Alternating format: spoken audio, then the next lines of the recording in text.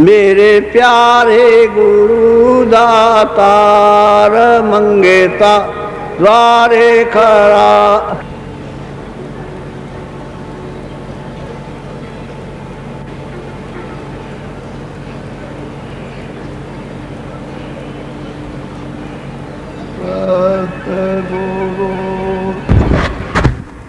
सतनाम तुमको ला को परनाम। हे गुरु सतनाम तो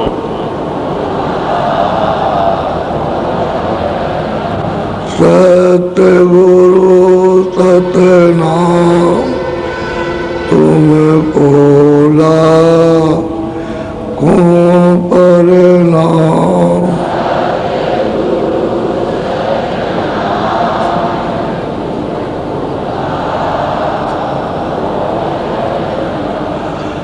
तुमको ला को परनाम।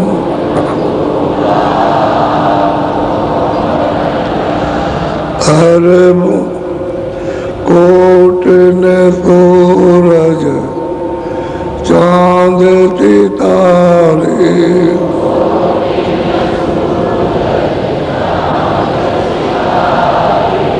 कोट ने सूरज चांद सितारे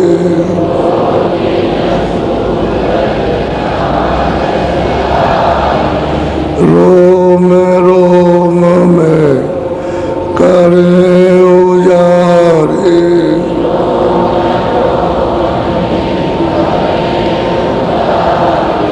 रोम रोम में करे उजारे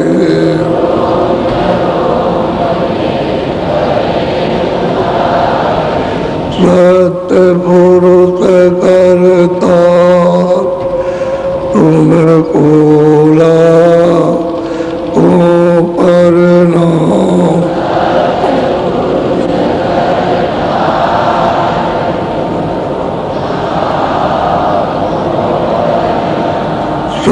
सतपुरुष करता तुमको ला को परनाम।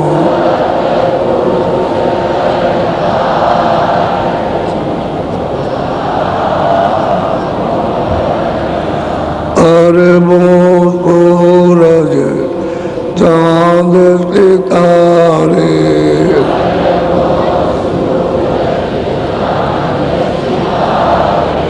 अरबों सूरज चांद सितारे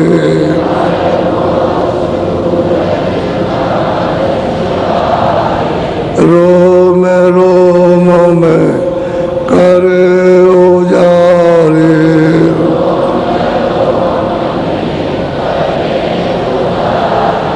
रोम रोम में करे उजारे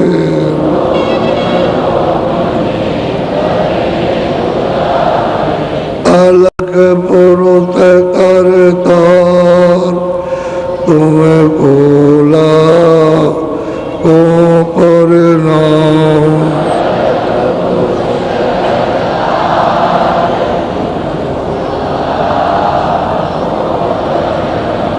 अरबों सूरज चांद सितारे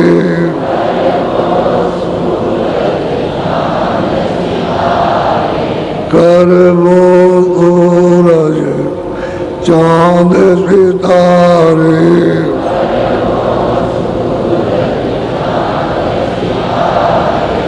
रोम रोम में करे उजारे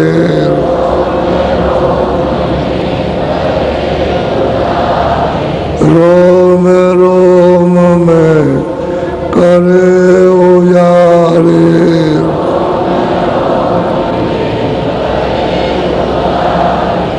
अगम पुरुष करता तुमको ला को पर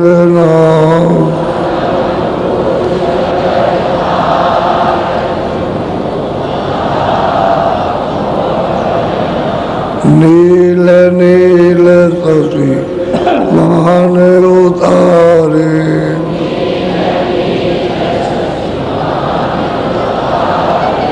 नील नील शशि मान उतारे।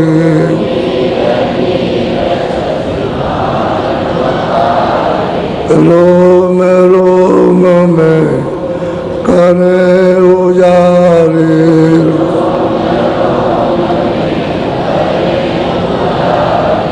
रोम रोम में करे उजारे।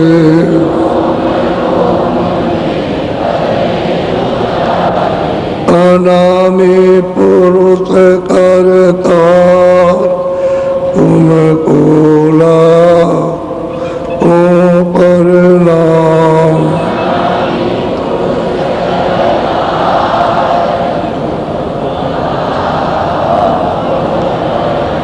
अनामी पुरुष करता तुमको ला ओ प्रणाम।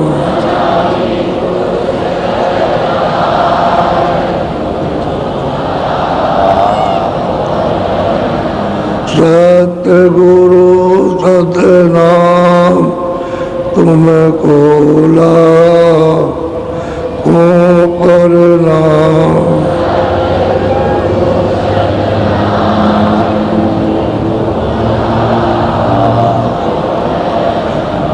तुमको ला ओ प्रणाम।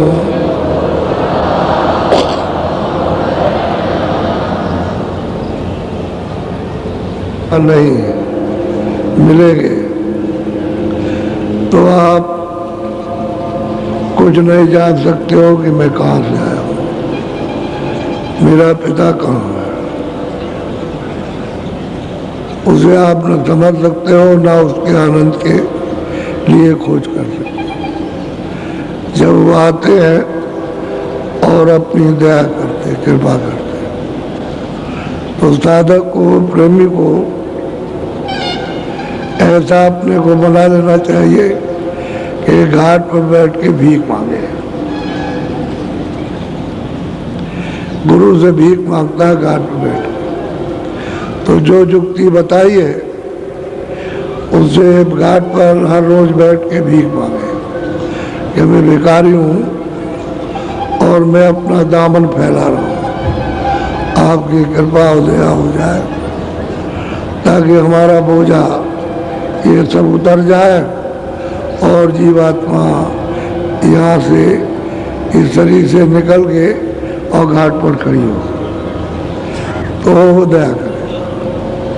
और तुम भिक्षा मांगने वाले तुम नहीं बनोगे और ऐसे ही क्रोध और लोभ वो रहेगा तो तुम भीख ही कहाँ मांगते हो। उस धन की भीख मांगना चाहिए दीन होकर के। और घाट पे सुनना चाहते हैं कि मेरे प्यारे गुरु ये नहीं तुम दाता हो और मैं दान भिखारी हूँ, लेने वाला हूँ, तो मुझे आप अपनी कृपा का दान दे दें। सीधा भीख मांगने वाला होना चाहिए। ये नहीं समझे वो तो शब्द रूप से सब जगह रहते हैं। सिर पर गुरु को राखिए चलिए आज्ञा मां। सिर पर गुरु को रखना चाहिए, उसकी आज्ञा में चलना चाहिए। शब्द स्वरूप ही संग है, शब्द रूप से साथ होता था। कभी ना होते दूर, कभी दूर होते नहीं होते। और धीरज रखिए चित्त में, देखेगा सच में। धीरज रखना चाहिए और घाट पे भीख मांगनी चाहिए। दोनों आंखों के मध्य में घाट है, सूरत का जहाँ बैठी है, और वही भीख मांगना कि आप दयालु हो, आपके पास सब है, आप ही दया कर सकते हो और कोई नहीं करेगा। क्योंकि इसके पहले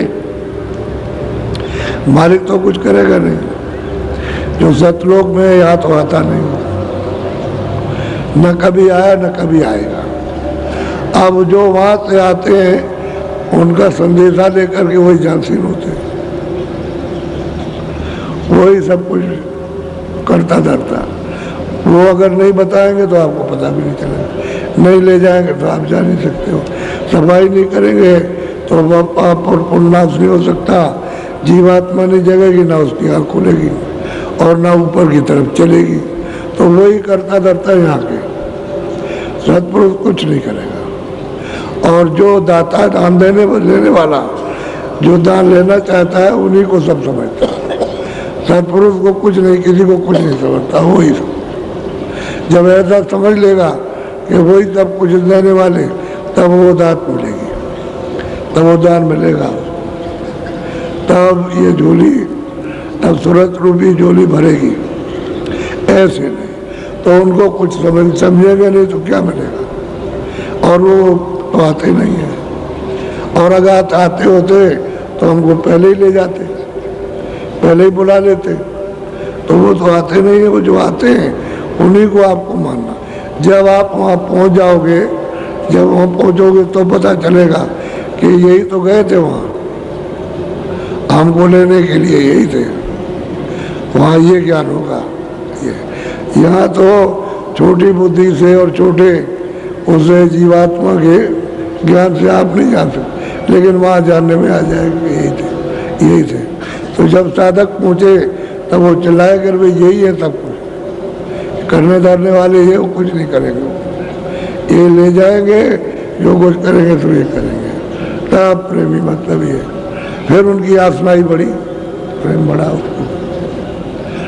तो काशी में गोस्वामी जी महाराज के पास बहुत विवाद, तर्क, मतलब ये गुस्सा, क्रोध, ये सब, मतलब ये अपशब्दों का प्रयोग, ये सब बड़े बड़े विद्वान गए हर मत के, और अपनी अपनी गर्व से उन्होंने झाड़ और फूंक लगाई उनको, और मेरा मत ये और मेरा मत ये। तो वो सब ऐसे नहीं, उन्होंने सबके पैर छुए और आदर भाव से उन्होंने बैठाया। और आप करुणा की निधि है, आप दीनदयाल हैं, और आप कुछ हम तो दर की भीख मांगते हैं। जब इस तरह से गोस्वामी महाराज ने उनके साथ में उच्च कोट का व्यवहार किया, तब वो कुछ ठंडे हुए। तो जो जो लोगों ने प्रश्न किए उसका उत्तर मिला, और यानी इन्होंने कहा, उन्होंने उत्तर दिया। वहाँ कोई बनाना बोलना जो बात है वो है। तो उन्होंने कहा भाई तुम्हारी किताबों में तो ये लिखा, तो बताओ तुमने अपनी किताबों की साधना की, और किताबों के बनाने वाले ने आपको जो बनाया उसको आपने देखा? चलेगा उसको तो नहीं देखा। तो जिसने किताब नहीं बनाई उसको देखा तो उसको भी नहीं देखा। तो फिर मतलब ये, फिर तुम्हारी जो प्रलय करता है उसको देखा, कहले वो भी नहीं देखा। तो फिर किताबें क्या मानोगे जब उन्होंने कुछ देखा ही नहीं? तो मतलब ये उनसे एक एक बात में हार गया।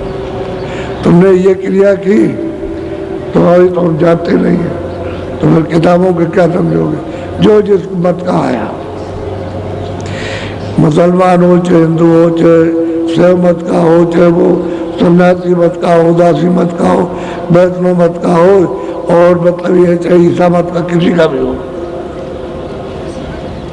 सब आए। उन्होंने सबने गुस्से में प्रश्न किया, तो उन्होंने मतलब ये शीतलता से जवाब दिया, तो हार मान गए। वो तो ये समझते थे जैसे क्रोध में हम बोल रहे हैं उसी तरह से ये बोलेंगे। तो ऐसे शीतल कि वो ठंडे हो गए और प्रश्न का उत्तर मिल गया और अब विद्वानों ने ये सोचा कि भाई ये एक दिन की समस्या नहीं है, को थोड़ा सा आएंगे जाएंगे तो समझ में आएगा, एक दिन में नहीं बात समझ में आएगी। तो अपनी बात समझ में नहीं आएगी, उनकी बात तो समझ में आना ही नहीं। तब इन्होंने ये मीटिंग की कि भाई कोई विद्वान काशी में ऐसा है, तो लोगों ने बताया कबीर पंथ सबसे ऊंचा बात है। तो वहाँ गए, उनसे अर्जी की कि भाई हम लोगों को तो उत्तर मिल जाता है, तो हम लोग उसके आगे हमारी किताबों से कह देते हैं, हम बोल नहीं पाते। अपनी तरफ से कहे तो हम किताबों को उनको बताएं, लेकिन वो पहले ही से कह देते हैं जो हम कुछ कहना चाहते हैं। तो हम आपका मत बहुत ऊंचा है, तो आप चलिए और उनसे पूछिए। तो कबीर मत के लोग गए उनके पास। अब थोड़ा सा वो सुन लीजिए, कबीर पंथी। अब कबीर मत तो रहा नहीं, तो कबीर का तो रास्ता सुरतों का है, मालिक के घर जाने का, वो उनका मत है। अब आपने फिरका बना लिया, एक जाति बना ली, तो मतलब है उसको आप पंथ समझने लगे। तो आदमियों की जमघट जमात वो पंथ नहीं होती है, वो तो सुरतों के मालिक के मिलने का रास्ता वो संत पंथ है। तो वो तो ये सब भूल गए। अब कुछ नहीं है, उस स्थान पर बस गद्दी बैठा दिया, गद्दी पर अब तुम महंत हो गए, उसको उतारा तो उसको बैठा दिया, उसको उतारा तो उसको, बस वो महंत हो जाता। अब ये गए तो थे पहले गुस्से में कि हमारा मत ऊंचा, हमारे मत को कौन जानता और कौन कह सकता हमारा तो ऊंचा मत, और हम सबको हरा देते हैं। ये गए तो ऐसे थे हराने के लिए। तो जरा उनकी बात को सुन लीजिए आप। बोलो। फूलदास संग्रह एक सारा, मन मुख और मान मद माता। कदे फूलदास रहता था, उनको अपने मन में बड़ा मस्त थे, मनमुख थे और मस्त थे जैसे हाथी की तरह से। वो अपने सामने किसी का कोई ज्ञान नहीं मानते थे, ऐसे मनमस्त थे। और वो अपने को कहते थे हम साध हैं, साधु हैं। अच्छा, इनके लाखों चेले, बहुत चेले थे इनके, लेकिन मनमुख थे, मनमस्त थे, जो कह दे बस बस वही बात है। अब ये गए वहाँ, अब इस मस्ती में गए, हमारा कोई क्या करेगा, हमारे प्रश्न का उत्तर दे ही नहीं सकता, ऐसा कोई जहान में है ही नहीं। इस अहंकार को लेकर के और मस्ती में गए। बोलो। रेवती दास ताई कर नामा, फूलदास देख घबराना। अब वो रेवती दास जो इनका चेला था वो भी मनमस्त था, तो उससे ये डरते थे।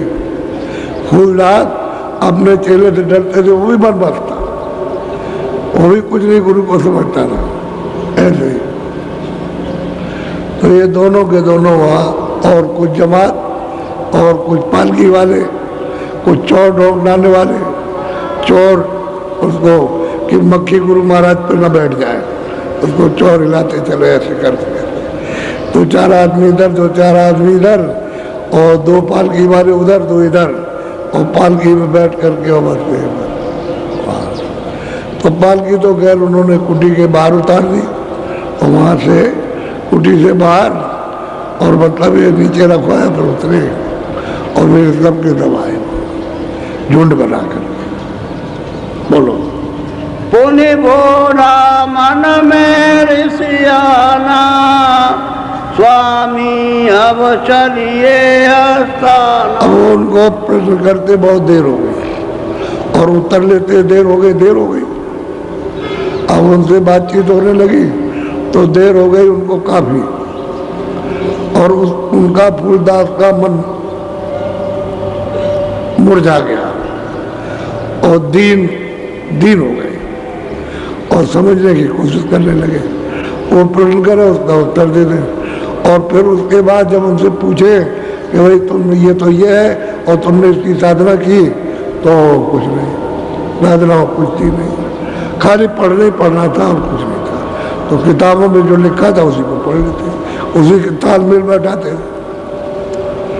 अब वो मतलब ये जब उनका मन उसमें लगने लगा और मतलब रमने लगा और दीन हो गए, वो उत्तेजित भावना और बोली नहीं रही, तो वो बैठे सुनते रहे। तो रेवती दास ने कहा कि अरे बहुत देर हो गई, और आप यहाँ क्या करोगे बैठ करके, यहाँ क्या मिलेगा।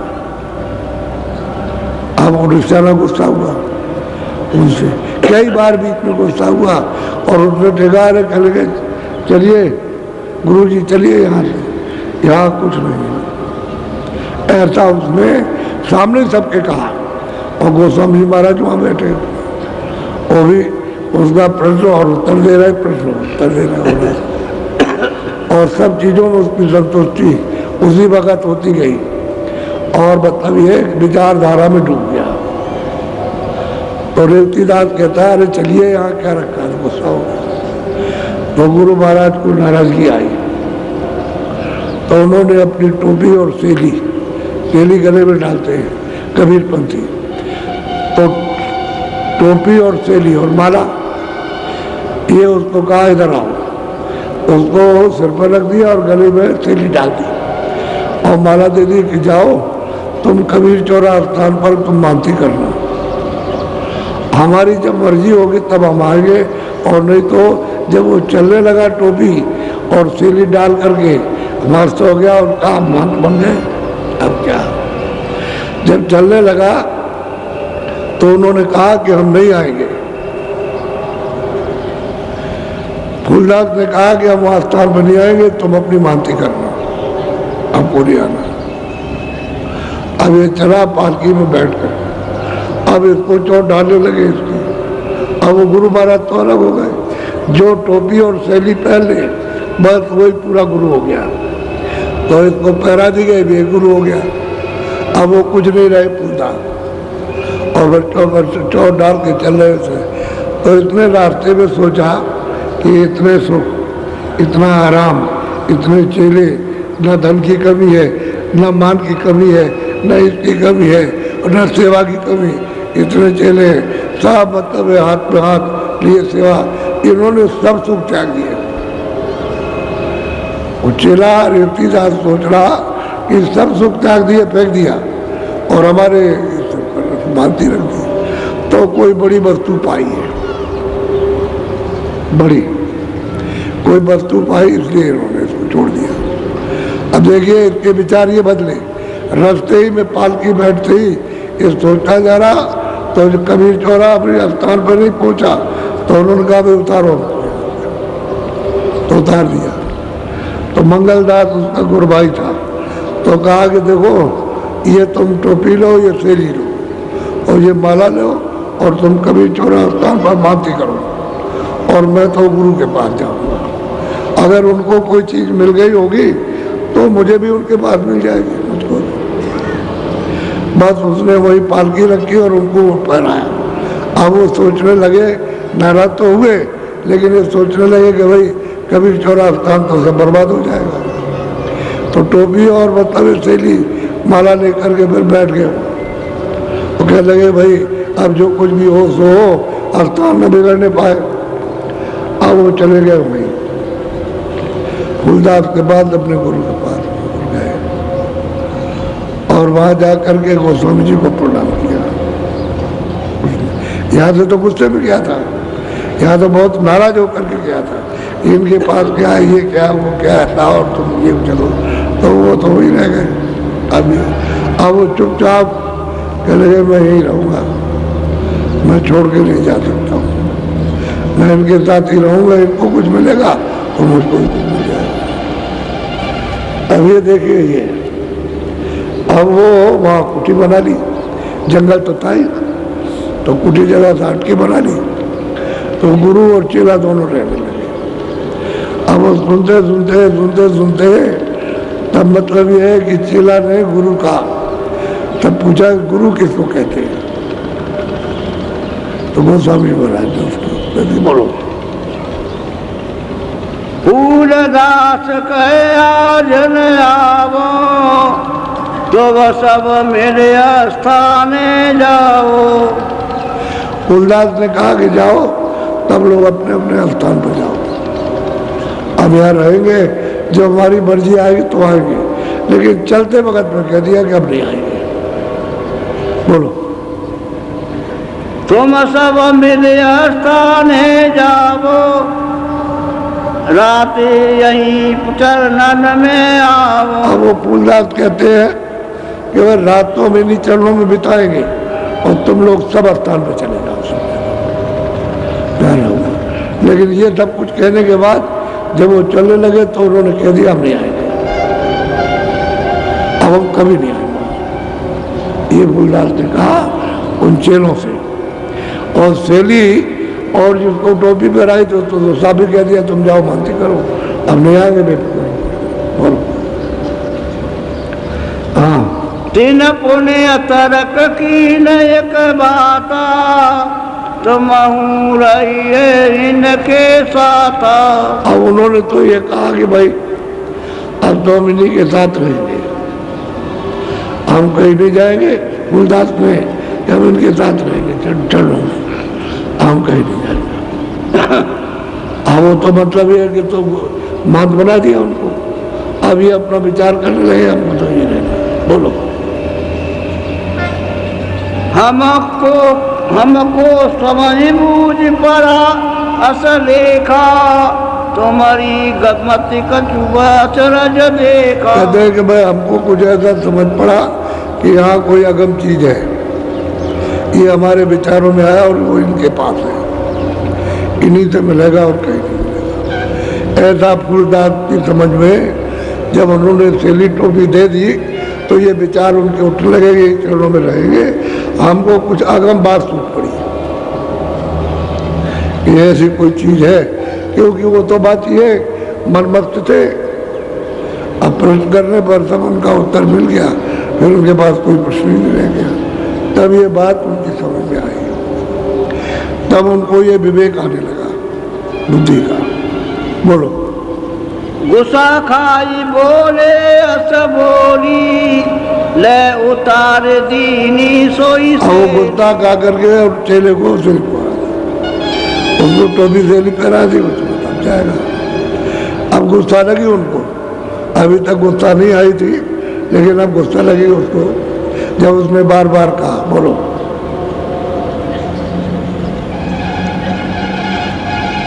फूलदास दीनी ते आता, रेवती शीस नवायो माता। बात कहते हैं भाई उसको तो ये सेली टोपी पहना दी और उसने कहा कि भाई जाओ, चले जाओ, अपना मानती करो जाकर। बोलो। गल बिच डारी महंती दीना, और तुमको मानती करो जाकर, उनके सुपुर्द कर दिया। बोलो। तुम तो करो मानती जाई, अब हम नहीं हस्ताने। साफ साफ कह दिया उन्होंने, तुमको कोई डरने की जरूरत नहीं, न तुमको कोई उतारेगा, तुम जाओ अपना मानती करो और मतलब हमको मत नहीं आना, हम नहीं आएंगे, कभी नहीं आएंगे, ऐसा उन्होंने कहा। अब देखिए काशी में लोगों ने तैयार किया इनको कि ये उनको हरा देंगे, और अभी मतलब ये 25 और 28 के बीच की उम्र है, हरा देंगे, बस हार जाएंगे, भाग जाएंगे काशी से, ऐसा उनका विचार था।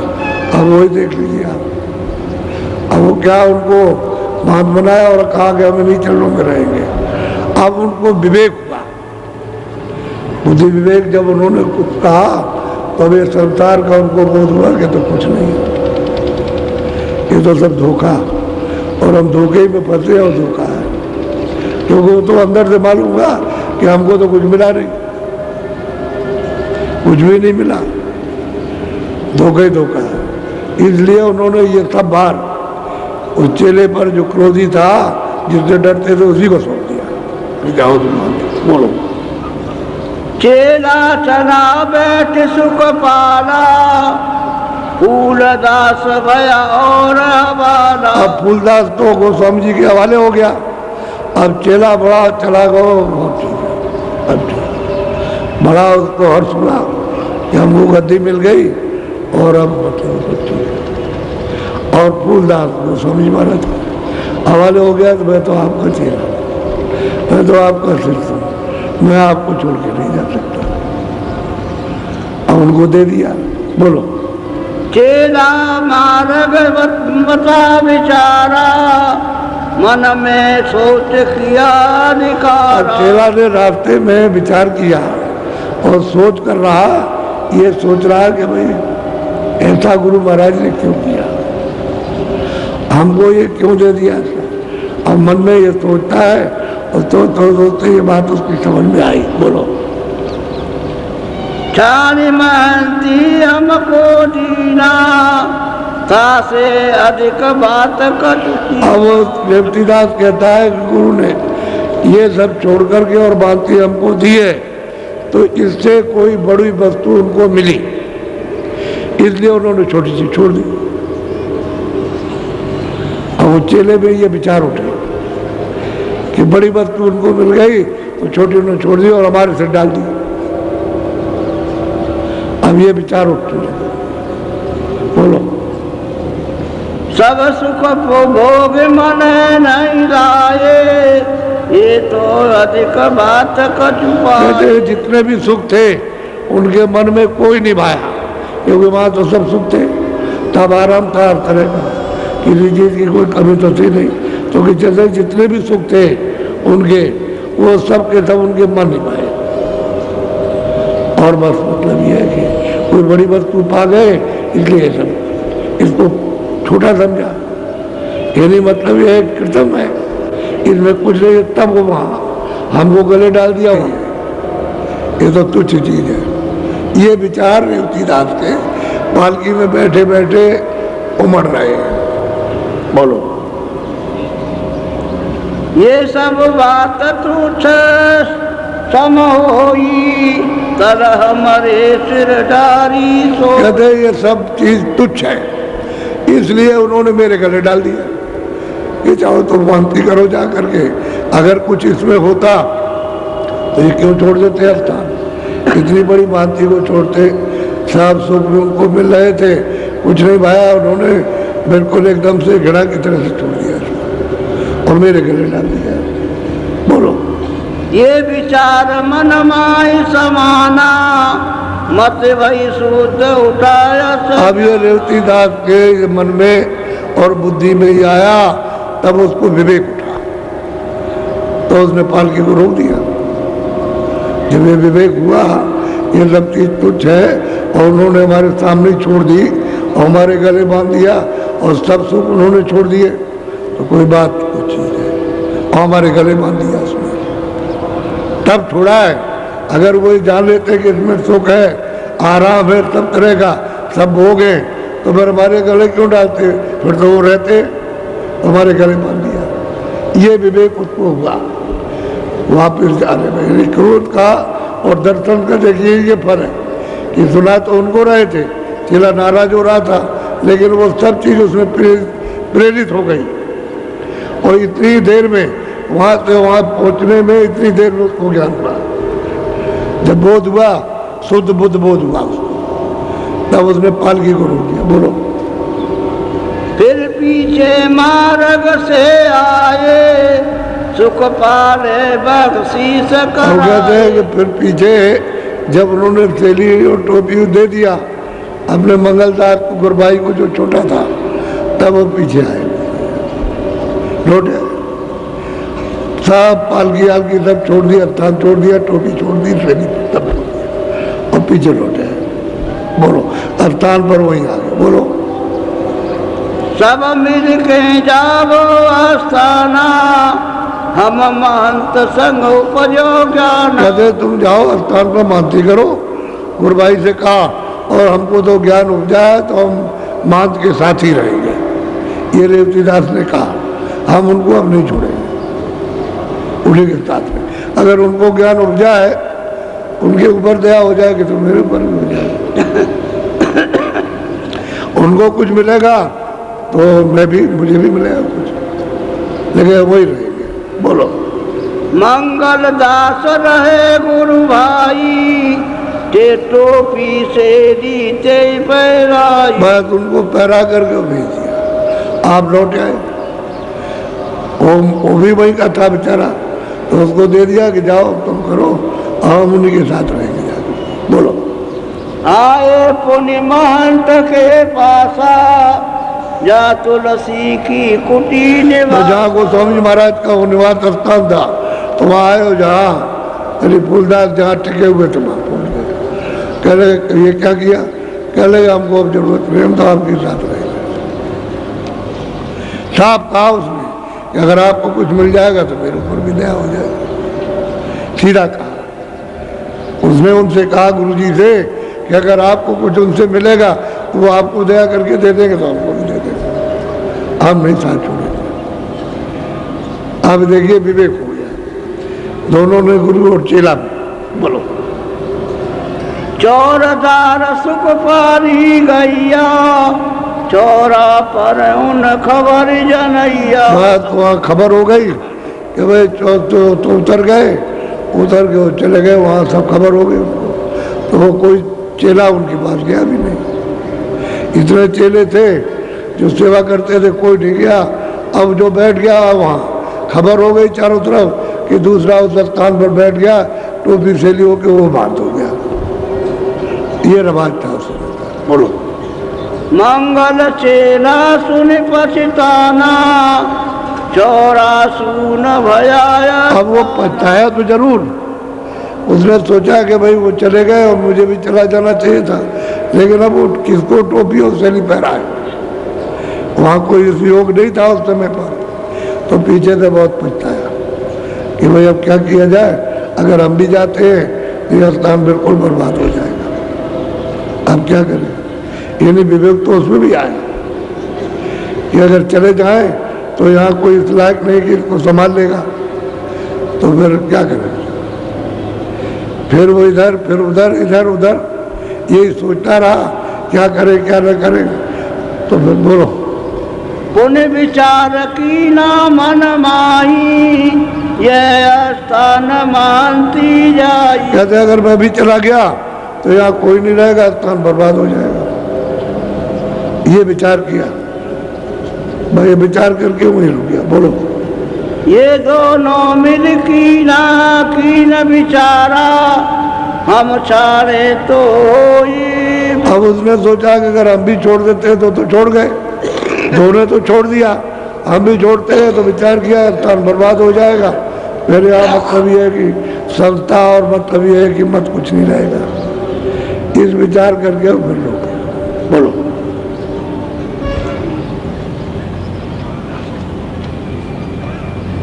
जो कछु होई सो होई, अब निभा बिन बने न। कहते हैं भाई जो कुछ होगा वो तो अब होगा ही, लेकिन ये निभा देंगे तब चलो जो कुछ होगा सुनता रहेगा। तो वहीं पर अब स्थान का महत्व हो गया, कबीर चौरा स्थान का। और ये लोग हमेशा के लिए निकल गए, ये वहाँ रेट नहीं जाएंगे कभी। बोलो मंगल मन में बहुत परेशाना, सेली पहर बैठी स्थान। बस पछताया तो जरूर है, लेकिन उसने टोपी सैली पहन ली, वह स्थान पर बैठ गया, अब वो मान हो गया। बोलो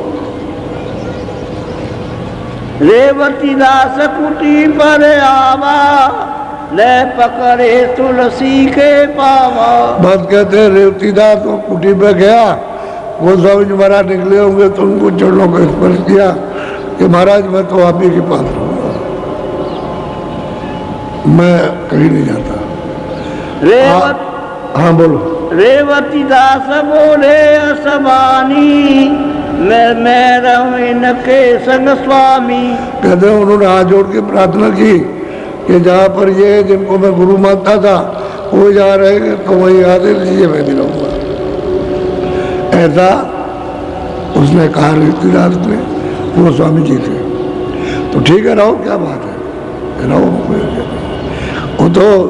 वो तो दे गई उनको चीज जो कुछ है, जब बोध हो गया, जब ज्ञान हुआ और प्रेम आया तो देना ही है। तो रहो आप। बोलो कुटी सामने कुटी बनाई, दोनों रहे कुटी के बस कुटी के सामने कुटी बना ली और दोनों वही रहने लगे। वो हृदय तो आता ही जाता था, उसका तो घर था, उसने तो कोई कुटी बनाई नहीं थी, वो तो मुख्य सेवा ही करता था। हृदय जो था वो तो पहले ही राजाईपुर से था, राजाईपुर में उनकी सेवा करता रहा, कभी गया कभी नहीं गया, कभी रात रात में रह जाए, दिन दिन में रहे, कभी काम पर जाए नहीं, तो वो तो उनका पक्का था, वो तो काशी में उसका घर था, तो अपना आता जाता था और सुबह समझ देता था, वो तो था ही वहाँ पर। लेकिन उन्होंने कुटी के सामने कुटी बना दी और वही आज्ञा लेकर के वही रहने लगे। बोलो। रेवती दास दीन दिल जानी, स्वामी से पूछूं। अब उसके मन में विचार उठा कुछ पूछे, तो उसने कुछ पूछा। अब हमने भी उमड़ आई कि हमने पूछा कि भाई ये मतलब गुरु और चेले का क्या है, गुरु और चेला कहते किसको, ये गोस्वामी महाराज से पूछा। बोलो। गुरु चेला कर कैसा लेखा, सो स्वामी मोह कहो विशेष। हाथ जोड़ करके प्रार्थना की कि गुरु चेला का जब संबंध हो जाता है तो उसका फिर क्या होता है। गुरु चेला का हो गया संबंध, तो पूछ रहा अपने गुरु का और अपना चेला, या हम उसके साथ और वो हमारे साथ हो गए तो हमारा उनका क्या होगा और उसका संबंध कैसा रहेगा। बोलो। नहीं कोई गुरु नहीं कोई चेला, बोले सब में एक। अब गोस्वामी जी महाराज कहते हैं भाई कोई गुरु नहीं है और कोई चेला नहीं है, इनमें सब में उसी सत्पुरुष की जीवात्मा है, सत्पुरुष की सूरत है, सत्पुरुष की रूह है, ना वह कोई चेला ना कोई। उन्होंने पहले ही ये कहा कोई चेला और कोई गुरु नहीं है। और सही बात यही है कि कोई चेला कोई गुरु नहीं है, अपने विकारों का तो गुरु है और विकार निकल गए तो कोई गुरु कोई चेला नहीं। वो तो किसी से भी अगर शुद्धि सफाई कराना है तो उसके सामने न जाना, धोबी के पास भी जाओगे तो कहेंगे अरे भाई धोबी तो हमारे कपड़े बड़े गंदे दाग लगा है तो तुम जरा सा इसको साफ कर देना। उससे भी नम्रता से कहोगे, डांट और डपट के नहीं कि हम डंडा मारेंगे, ऐसे नहीं, बहुत प्यार से कहोगे हमारा ये कपड़ा धो देना, तो वो तो ठीक है, वो तो भाव अच्छा है कि अपना धुलाई गंदगी कराना है तो नम्र होना, लेकिन जब धुल जाएगा तो न गुरु न चेला। तो कहते हैं कोई गुरु और कोई चेला नहीं है। गोस्वामी जी महाराज उसको समझा रहे हैं। बोलो। एक बोल सब माई विराजा, गुरु चेला दो हित कर साजा। कहते हैं गुरु दोनों, इसमें कहते हैं कि उसकी सत्ता तो सब में विराजमान है, सब में। उसका रूप जो है वो तो सुरते हैं, वो तो यहाँ रूप में आ गई गंदगी में, इसलिए उस सब में विराजमान है, इसलिए उसमें भी, पशु में भी, पंछी में भी, सब जगह, क्योंकि इसी से ट्रांसफर होता है उनका, इसी शरीर से वहाँ जाती है कर्मों के अनुसार। तो जीवात्मा तो सब उसी की है, हम भी उसी के और आप भी उसी के हो, बस ये है। तो न वहाँ कोई गुरु है न वहाँ कोई चेला, वहाँ कोई गुरु नहीं है न कोई चेला, तब में बोले एक अकेला एक ही हो। बोलो।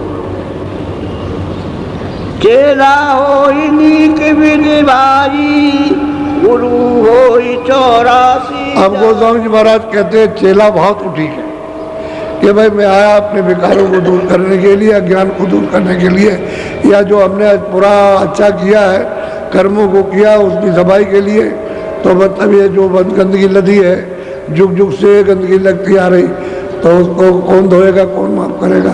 तो चेले का भाव तो ठीक है, गुरु है, लेकिन अगर गुरु बना के मैं गुरु हूँ तो 84 चाहिए, वो 84 जाएगा। चेला तो अपने भाव से ठीक है कि भाई हमने गुरु किया अपने भले के लिए, अपनी शुद्धि के लिए किया, अपने ज्ञान के लिए किया है, हमको रास्ता नहीं मिलता और रास्ते के लिए हमने किया। लेकिन अगर जानकार वो कहता है ये मेरा चेला और मैं तेरा गुरु हूँ, वो जाएगा 84, वो नहीं बच सकता। ये गोस्वामी महाराज उसको रेवतीदास को जब उसने प्रश्न किया गुरु और चेले का क्या संबंध, तो वो बता रहे हैं कि भाई गुरु रहेगा कि मैं गुरु हूँ और ये मेरा चेला, तो 84 जाएगा नरक में, वो नहीं बच सकता। तुलसी में तू जो तजे, भजे दीन गति सोई, गुरु बनवे जो शिष्य को, साध कहावे। वही बात है कि वो मैं जो अहंकार है कि मैं गुरु और तू चेला है, उसको कह दे तज दे, और दीन गति से, दीन गति यानी भिखारी बनकर के सबसे छोटा, और वो उसके साथ मतलब नपता है, और नपते तो है ही, क्योंकि मतलब है कि वहाँ तो देखते हैं कि भाई ये तो मालिक का रूप है। जब तक विकार है तब तक दो है, और विकार जब दूर हो जाएगा तो एक है, दो नहीं। यही सूरत जब शब्द में मिल गई और शब्द का रूप हो गई तो एक हो गई। तो कहते हैं गुरु कैसा होता है, जो सच्चा गुरु होता है। गुरु नवे जो शिष्य को और साथ कहा तो कहते हैं उसने अपना अहंकार घमंड गुरु छोड़ दिया, और दीन गति सबसे छोटा, हम सबसे छोटे। तो कहते हैं कि वो हमेशा नपता रहता है, और न वो अपने को गुरु समझता है न वो चेला समझता है। तो कहता है भाई फंस गया, इसकी मदद की जाए किसी तरह से तो ये निकल चले यहाँ से। तो कहते हैं नहीं गुरु नहीं चेला, उस सब में बोले एक अकेला बस उस सतपुरुष जी। अब ये उन्होंने जो भेजा पुरुषों को, ये रूप तो उन्हीं का है। अब वो तो जब उनको बोध होगा तो नभेंगे, जब तक बोध नहीं होता तब तक कहता मैं गुरु और मेरे ही चेले।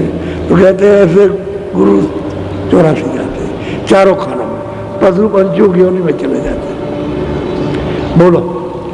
तुलसी कह रेवती सुनो, कहो कबीर मुख बात, कह कबीर सब में बसो वो गुरु चेला। अब कहते हैं रेवती दास तुम स्थान में बैठ करके गुरु की बात सुनते हो और कहते हो कबीर तो सब में बस रहा, सब में कबीर। उसमें किताबी में लिखा कि मैं सब जगह हूँ, कोई ठौर हमसे खाली नहीं। कहते हो कबीर तो सब में, कबीर तो मालिक है, नाम कोई यहाँ शरीर का नाम नहीं है। तो कहते हो तो सब में बस रहा, और तुम वहाँ गुरु और चेला कह रहे हो, सब में बोले एक अकेला। अब उन्हीं की किताब और उन्हीं के सिर मर दिया, अपनी तरफ से उन्होंने कुछ नहीं कहा। ये गुरु और चेले का तब मत बता रहे, नहीं गुरु नहीं चेला, अब बता रहे। अब वो तो गुरु भी वही बैठ गए, तो गुरु चेले का दोनों का ही हो रहा है, यानी वो भी सुन रहे हो चेला भी, दोनों गुरु कुलदास और इफ्तिदास दोनों वही, ये सब सुन रहे हैं। बोलो। कह कबीर सब माही विराजो, सब में किया सभी में साजो। अब वो कबीर साहब किताब में कहते हैं कि मैं सब ठोर हूँ, सब जगह हूँ, और कबीर ने ये सब विस्तार किया, ये सारी रचना उसी ने की है, और किताब में बिल्कुल ये साफ है। और तुम यहाँ गुरु और चेले की बात, गुरु चेला कबीर तो कबीर बस रहा, उसी का ये विस्तार है, सतपुरुषी का ये विस्तार है। अच्छा उनकी सत्ता यहाँ से निकल के चली जाए तो कोई विस्तार नहीं, कोई रचना नहीं। और बगैर जीव आत्माओं के बेरना सूरत के कोई रास्ता न 84 की रचना हो सकती है, न मनुष्य की, न यहाँ कोई काम हो सकता। क्यों? यहाँ तो खोल जड़ है, यानी तत्व है यहाँ, तो तत्वों से क्या होने वाला, उसमें तो कोई निरस है। जब इसमें तत्वों में चेतन आएगा तो रचना बैठेगी। तो कहते हैं सब जगह तो मैं रहता हूँ, कोई जगह मुझसे खाली नहीं। तो गुरु चेले की बात क्या रही, कुछ नहीं रहा। बोलो। ये कबीर हम कह कबीर हम सबके माही, सब हम किया सभी सब कहते हैं कि हम सब में है और सब हमारे किया हुआ है, और हम सब में रहते हैं, क्योंकि दिया तो उसी ने, काल को भी, महाकाल को भी उसने सबको अपने सुतों को भेजा है, सामान दिया है, तो वही तो आया, सूरत तो वहीं से आई। अब ये ऊंची मंजिल पर बैठी है, उसको कह दिया अच्छा तुमको ये हमने दिया, अब तुम इस पर ये करो। जैसे एक छोटा घर बड़ा आदमी होता है परिवार में तो मालिक समझा जाता है। अब दफ्तर में जाइए कि अच्छा जिले का मालिक ये वो देखेगा, आप सबको देखेगा, इसी तरह से प्रांत का मालिक बना दिया जाता है। ऐसे ही उनको मालिक बना दिया अपने अपने देश का। अच्छा ठीक है, लेकिन सोचते तो सब वहीं से आई, ये भी वहीं से आई और वो भी वहीं से। ऊंची मंजिल पे बैठी है, वो अपना कारोबार कर रही, काम कर रही है, और हमको नीचे कर दिया तो हम नीचे आकर के मतलब उसका अधीन है। अब जो उसने कानून बनाया और उसकी हमने खिलाफत की, उसकी सजा दे रही, बस इतनी बात है। और अगर निकलना चाहो तो वो कहता है कि ठीक है तुम हमारे देश का करना, पाप पुण्य चुका देना और चले जाओ। वो इसमें नहीं रोक सकता। वो जब रोकेगा तो पाप पुण्य में रोकेगा। अगर आप ना करो पाप पुण्य तो बिल्कुल नहीं रोक सकता, कुछ नहीं, कोई अड़चन नहीं, कोई बाधा नहीं। सब चीज़ से उदास हो जाओ और कोई आपके पास पाप पुण्य का जो रहे वो तो प्रारब्ध जो आपके साथ है, शरीर के साथ मिले तो आप निकल जाओगे। तो कहते हैं भाई वो तो वहाँ से तो वो भी आए, वो भी तो उतनी सूरत थी, जब चलिए वहाँ से तो ये सुनते चलिए सब बराबर थे। अब हमको नीचे खोल में ला दिया तो हम छोटे हो गए, वो खोलों से ऊपर हो गए तो वो बड़े, बस इतनी बात है। वो करता धरता हो गए और हम भोगता हो गए, बात तो इतनी है। लेकिन ये आए तो सब वही से, ये सब मसाला जितना भी है वो सब वही से आया, वही सतलोक से सतपुरुष से सब वहाँ से दिया। वही कबीर कहते हैं वो तो सब जगह, मैं तो सब जगह हूँ और मेरा विस्तार सब जगह। तो वहाँ गुरु और चेले का क्या था? हाँ ये है जो अपने को कमज़ोर समझता है, बुद्धिहीन समझता है, उसको ये भाव रखना चाहिए कि मैं इनसे कुछ यहाँ ले लूँ। अरे बच्चा है स्कूल में पढ़ने जाता तो वो कहता है गुरु जी आप अध्यापक दो, आप हमारे मास्टर, तो उनका आदर सत्कार करता, ये तो भाव ठीक है। लेकिन अब वो ये कह दे कि नहीं नहीं मतलब ये है कि ये कुछ नहीं है, तो ये तो मास्टर की गलती है। वो तो आपसे ज्ञान लेने के लिए आदर भार वही ज्ञान पा जाएगा तो आपकी बराबर।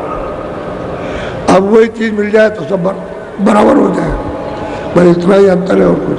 आए सब वहीं से, ईश्वर भी आया वहीं से, खुदा भी आया, ब्रह्म भी आया, पार ब्रह्म भी आया, सब वहीं से आए और हम सब आए और सब के सब एक रूप में थे, वहाँ अलग नहीं थे और एक ही प्रकार था, एक ही ज्ञान था। तो बस इतना ही है कि इनको ऊंचे में डाल दिया, हमको नीचे ला दिया। हम पर्दों में भोग रहे, इसलिए हम मतलब ये बिल्कुल एकदम अनजान, बिल्कुल अंधेरा और अंधकार और बलहीन हो गए और ऊंची जगह बैठे, उनको बल है बस इतना। लेकिन जब सूरत ये पहुंच जाए वहाँ उसके ऊपर तो उनसे भी ताकतवर हो जाती है, फिर कुछ नहीं कर सकते। बोलो।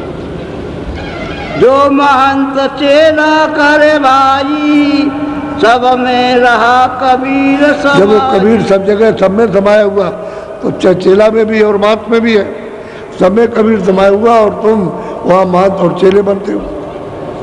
अरे चेला भाव ठीक है, तुम उनसे गुण ले रहे हो, वो तो ठीक है, लेकिन गुरु जो जानकार है उसको तो नहीं बनना चाहिए मेरा चेला में गुरु, ये तो नहीं होना चाहिए। आप अपना भाव रखिए, वो नहीं रख सकते, वो ये व्यवहार नहीं कर सकते, वो तो देखेंगे मालिक है तभी तो उठाते हैं। और अगर ये नहीं समझेंगे, छोटे नहीं होंगे तो छोटी चीज़ बड़ी बनती है, और छोटी पड़ी हुई है उसी को तभी उठा लेगा। अब मिट्टी पड़ी है तो हवा आती है उसको उठा लेती है। ऐसे है महापुरुष, मतलब ये उसको नीचे बन करके तब उठाते हैं। अगर नीचे न बने तो वो अपनी सफाई करा ही नहीं सकता, भाग जाएगा, भाग जाएगा। बोलो। ये विधि विधि कबीर पुकारा, काको चेला करे लवारा। वो कहते हैं अगर कोई चेला कहता है तो वो लवार है और गुरु कुछ कहता है तो वो लवार है। इस प्रकार से कबीर ने ये आपको बताया। और कबीर तो कहते हैं मैं भी तो गुरु नहीं हूँ, वो भी तो कहते हैं कि मैं भी गुरु नहीं। अरे गुरु तो वो है, तो वहाँ चलो। अब ये तो सहायक है सब, यानी सहायता करते हैं एक दूसरे की, तो वो सहायता ले लीजिए आप, बस इतना ही है। सहयोग देना है, सहायता मत, उसकी धुलाई करना, सफाई करना है और उसको मतलब ये मदद देना उसको, ये तो काम उनका है मददगीरों का। लेकिन गुरु नहीं बन सकते, गुरु तो वो एक ही है, वो सब में विराजमान है। अब ये सब गुरु सुन रहे हो, चेला नहीं सुन रहा, और ना उनके पास कोई जवाब है ना उनके पास कोई जवाब। किताब के पढ़ने से और रटने से तो कुछ बनने वाला नहीं है। इसीलिए तो सब मतों में किताबें रटनी बस हो पड़ता है। वो जो मंजिल थी जिसके लिए चढ़ने को कहा था वो तो कोई चढ़ा नहीं, न चेला चढ़ा न गुरु चढ़े, बस वो एक किताब याद कर ली। तो किताब याद करने से क्या होगा, उससे तो कुछ बनेगा नहीं। किताबें तो घाट पे लाएंगी नहीं, और यहाँ घाट है। जब किताबें नहीं थी तब महापुरुषों ने बताया, तब उन्होंने बताया, किताब तो बाद में, तब उन्होंने कहा। तो किसी के पास किताब नहीं होती तो पहले से कहते, लेकिन यह है कि तुमको ये बात समझ में नहीं आती है, तो फिर प्रमाण मिलता है, फिर उससे हमको सहयोग मिल जाता है। प्रमाण इतनी मदद करता है, सहयोग मिलता है कि नहीं नहीं भाई, और लोगों ने भी सुना और उन्होंने भी कहा, इस तरह से उन्होंने भी कहा, नहीं ऐसे समझ में नहीं आता। बोलो। घट घट माहि कबीर समाना, काको चेला करे वाना। अरे भाई, किसको चेला कहते हो? घट घट में वो कबीर समाया हुआ, तो चेला किसका? मालिक को चेला बना नहीं सकते हो। इसलिए चेला भाव, छोटा भाव, दीन भाव रखना, बड़ी चीज मिलेगी तो वो तो आपके लिए ठीक है, लेकिन गुरु जो जानकार है वो ये नहीं कर सकता। इससे ये पता चलता है वो जानकार नहीं है। तब गुरु अपना रख भाव रखते हैं और चेला बनाते हैं तो चले जाएंगे। अब गुरु उससे अंदरबद कर लेगा, यानी अंधा वो भी वो बहरा, और न वो उसकी सुनता है न वो उसकी समझता है, तो दोनों नरक में जाते हैं, गो नरक। वो गोस्वामी महाराज कहते हैं गो नरक पढ़ाई, गो नरकों में जाते हैं, क्योंकि वो भी अंधा, वो भी अंधा। अब गैल कौन बताए? रास्ता मालिक के पास पहुंचने का कौन बताएगा? क्योंकि उनको तो किसी को मालूम नहीं है। इसलिए आप अपना भाव ठीक है, लेकिन वो आपसे ज्यादा अपना भाव रखता। आप तो बेसमझ से रखते हो और वो समझ से रखता, ज्ञान से रखता, अपना भाव छोटापन। बोलो। कहा कबीर मोय सब में बूझा, चेला करे आंख नहीं सूझा। भाई क्या करेगा? चेला को तो कुछ दिखाई देता नहीं है, और गुरु अगर है तो उसको जो दिखाई देता है गुरु है, तो वो ऐसा कह नहीं सकता। जिसको दिखाई देगा और जो उसको पाएगा वो ऐसा कभी नहीं कहेगा। चेला को तो दिखाई देता नहीं, तो चेला अपना ठीक होने के लिए, रास्ता चलने के लिए, जो रास्ते में रोड़े उनको साफ करने के लिए तो मजा चाहिए यहाँ। इसलिए वो गुरु भाव बनाता है कि आप बड़े, मैं छोटा हूँ, बस इतनी बात। वो तो कहते हैं कि कोई गुरु कोई चेला नहीं है। बोलो। कह कबीर सब ठाम ठिकाना, सोई कबीर का फूको काना। बोलो आगे बोलो। तुम्हारी मत को निठियाई, का कबीर हम ठामे ठाई। तुम्हारी मति में तो कुछ बैठता नहीं है। कबीर ने तो बहुत कुछ कहा, लेकिन तुमको वो बताने वाला नहीं मिला, तो कबीर साहब तो पहले चले गए, तुम 200 वर्ष बाद आए, तो अब तुम क्या समझोगे कबीर की बात है, कबीर के रास्ते को? तो तुमने जमात बना ली है, मत बना लिया। हम कबीर पंथी, हम ये पंथी, हम नानक पंथी है, हम ये पंथी, हम उसके पंथी, हम दादू पंथी, तो हम वैष्णो पंथी, तो बस बना लिया। अब ये नाता झूठा जुड़ गया, अब वो एक तरह का चलन हो गया। तो भाई हमको गुरु करना, गुरु करना, तो भाई अंधा गुरु बहरा अगर आप करेंगे तो जाएंगे कहाँ? इसलिए कहा था महापुरुषों ने कि खोज करो, कोई मतलब सुजाका, कोई देखने वाला कोई गुरु मिल जाए तो रास्ता आपको बताएगा और फिर दिखाएगा। अब अंधा अगर मिलेगा तो तुमने क्या देखा और उसने क्या देखा, दोनों अंधेरे में रहे। अब एक दूसरे को पकड़ेंगे तो कुएं में कोई गड्ढे में गिरेंगे जाकर के, तो 4 खानों का और नरकों का गड्ढा ही है, और वहाँ कौन सा सफा मैदान है और साफ है, वहाँ तो कोई अमृत है नहीं है। इसलिए दोनों के दोनों अंधे हैं। तो समझ बूझ की बात कि भाई खोज करो, कहीं ना कहीं मिल जाएंगे। जब वो मिल जाएंगे तो आपको मतलब ये फिर रास्ता देंगे। तो जब रास्ता बताए तो चल पड़ो, सीधी सीधी बात है। बोलो। तुम्हारी मति को कौन ठिठ्या हिराई, कहा कबीर हमारे। और वो कहते हैं पुलकिदास देवदास, तुम्हारी मति तो हिरा गई, कबीर ने कुछ कहा तुम कुछ समझ रहे हो। उन्होंने तो कहा था कि मालिक के पास चलो, ये काल का देश है, निकल चलो अपने देश में, और तुम कुछ सोचने लगे, तुम यहाँ मानती हो चेले बनाने लगे। ये मानती चेले तुम्हारे काम नहीं आएंगे। बोलो। वो कहते हैं इस तरह का व्यवहार है। चेले ने देखी कितनी बड़ी ऊंची बात कही कि गुरु का और चेले का नाता क्या है। इसके माने एक झूठा नाता, क्योंकि वो भी अंधा ये भी अंधे, तो दोनों के झूठे नाते हो गए। वो समझता था मेरी गति होगी, और वो मतलब अपना काम सिद्ध कर रहा, वो भी अंधेरे में, वो भी अंधेरे में, तो दोनों में से कोई नहीं गया। दोनों के दोनों ऐसे रह गए, तो वो चले जाएंगे खानों में। बोलो।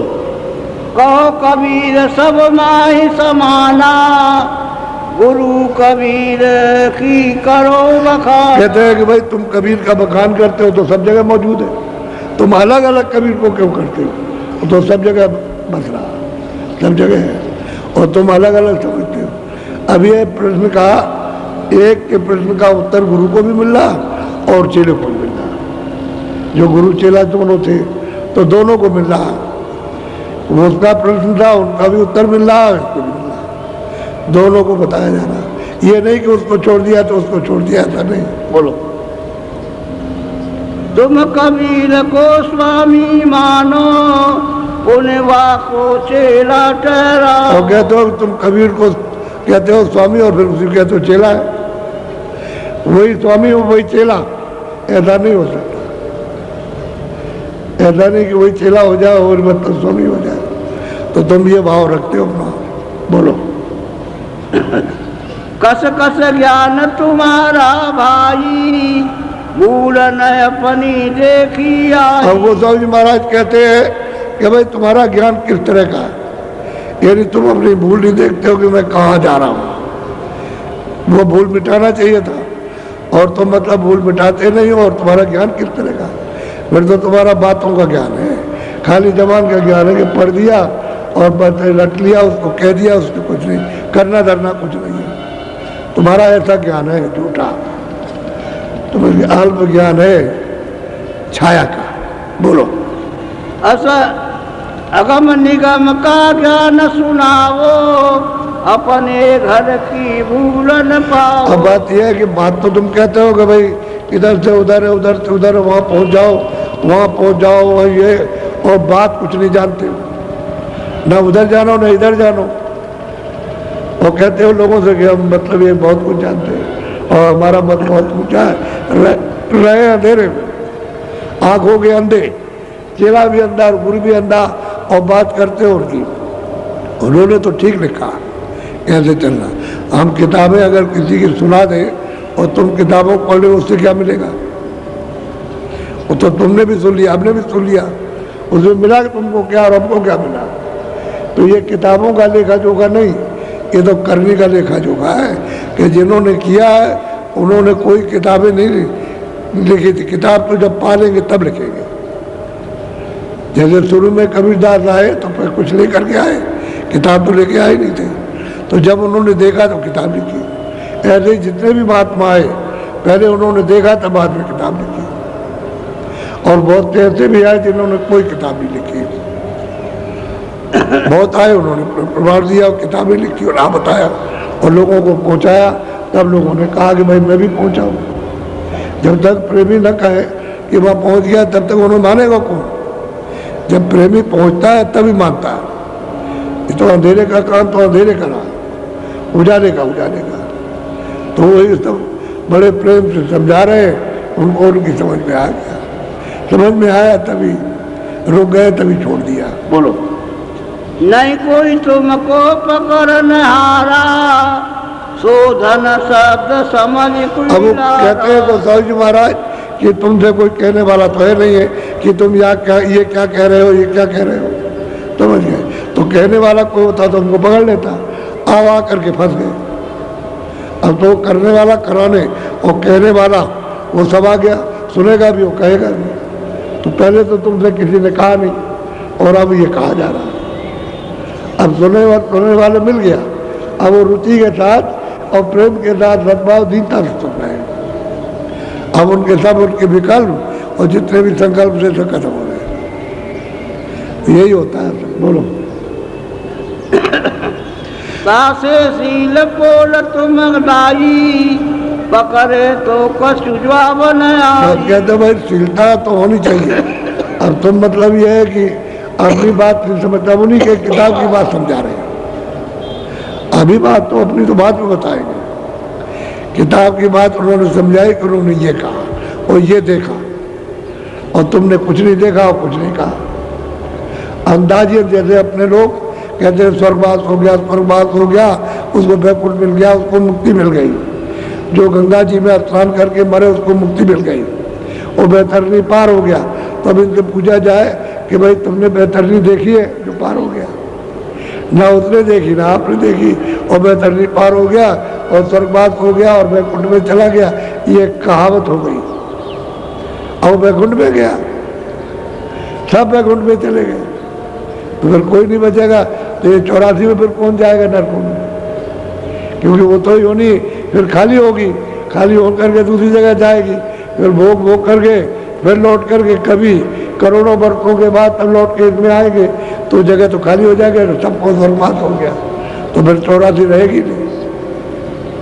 इसलिए इनको भी पता नहीं, उनको भी कुछ मालूम नहीं, बहुत ही प्रेम से उनको समझा रहे और उतना ही समझा रहे जिससे समझ में आए। बोलो।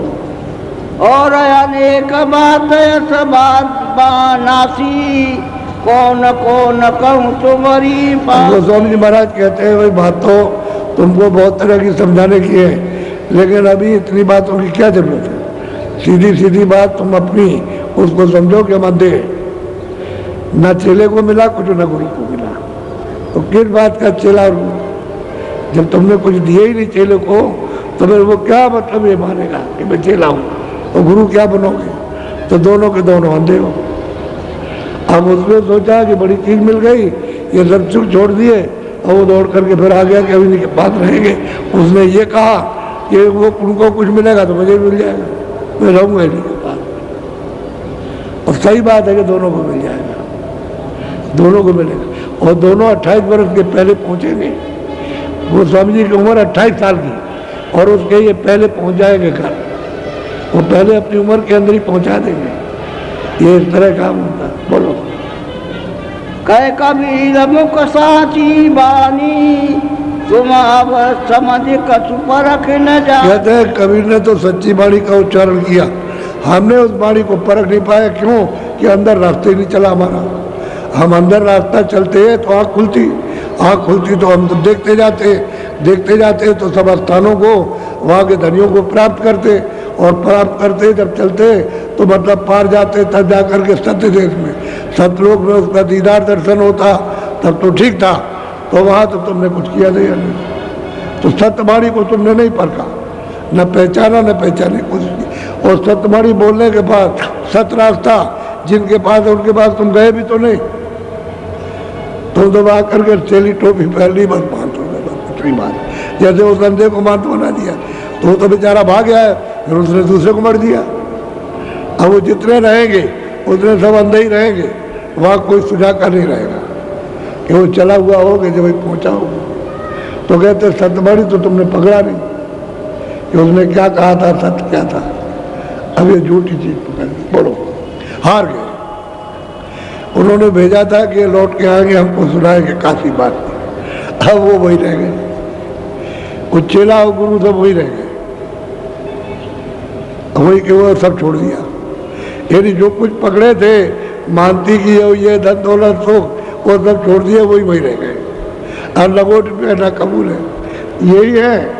दोनों के दोनों ऐसे तोड़ करके चले हुए, ऐसे माला और उसको टोपी को ऐसे फाड़ देंगे जो पैरे रहेंगे, और फाड़ के इनके सामने रोएंगे, ऐसे आंसू की धारा बहाएंगे, तब इनके हाथ में आएगा वो। यही फाड़ा पूड़ी करेंगे, सब फाड़ देंगे, बिल्कुल कुछ नहीं रहेगा। नंगे हो जाएंगे तब फिर वो पहराएंगे, समझ गए? चाहे फटे हुए पहरा दे, चाहे ला करके पहरा दे। कहने भाई इसमें रास्ता तो है नहीं कपड़ों में, इस टोपी में माला में तो रास्ता नहीं है। माला तो शरीर के ऊपर है, उसमें रास्ता है। तो शरीर के ऊपर चढ़ोगे तो रास्ता पा जाओगे। तो ये बताएंगे उनको रास्ता, तभी वही साधन करेंगे। और वही दोनों ने साधन किया, ये दोनों जाएंगे ऊपर, तब फिर से वर्णन करेंगे, तब इनके सामने सत्य आएगा। तब ये कहेंगे कि हम नहीं समझ पाएंगे, हमको कोई बताने वाला नहीं मिला, कोई राह दिखाने, तुम यही कहेंगे फिर। तो ये बड़ा मतलब ये मिलना चाहिए कोई। आप लोगों से कहा जाता है, कोई कहता है मैं 50 साल से पूजा कर रहा था, अब मैं कैसे छोड़ दूँ? अरे भाई तुम ये समझो कि पूजा का ये था कि सब कर खगनाए किया, करिए राम पद पंकज में आ। कहते भाई प्रभु के चरणों में अगर तुम्हारा मतलब जुड़ाव हो जाए और तुमको मिल जाए तो उनका फल ये है कि प्रभु मिल जाए। यानी कर्मों का सुकर्मों का फल ये है कि वो मिल जाए और आप उसमें फल गए 50 बरस हो गए। तुमको ये नहीं मालूम होगा कि 50 बरस कर्मों का फल कि महात्मा मिल जाए। ये क्यों नहीं समझा आप? ये बताने वाला, रास्ता बताने वाला मिल जाए, इसलिए शुभ कर्म किए जाते हैं। चिड़िया इसलिए चुंगाई जाती हैं, लोगों की सेवा की जाती है कि तुम्हारा दिल गमगीन हो जाए, यानी दीन हो जाए तुम्हारा, और छोटे हो जाओ, सबकी सेवा करो, सबकी, तब वो महात्मा आ जाएंगे उस सेवा से, मिल लेंगे आकर के कि भाई सबकी सेवा करता है। जैसे उन मिल गए गोस्वामी जी उस करिया को, उसकी देवी जी को, तो मतलब ये वो सबकी सेवा करती थी, उसका फल हुआ कि देखिए उसके बाद पहुंच गए और 28 बरस के अंदर उस मालिक को उन्होंने प्राप्त कर लिया। सेवा इसलिए की जाती है, सब कर फल खगनाय किया, उसका जो पुण्य निचोड़ करके आ जाए, ये महापुरुषों की प्राप्ति हो जाए जिनसे रास्ता मिल जाए और आपकी आँख खुल जाए और चल पड़ो। आँख बंद रहेगी कोई नहीं जा सकता, आँख खुलेगी तभी जाओगे देखते।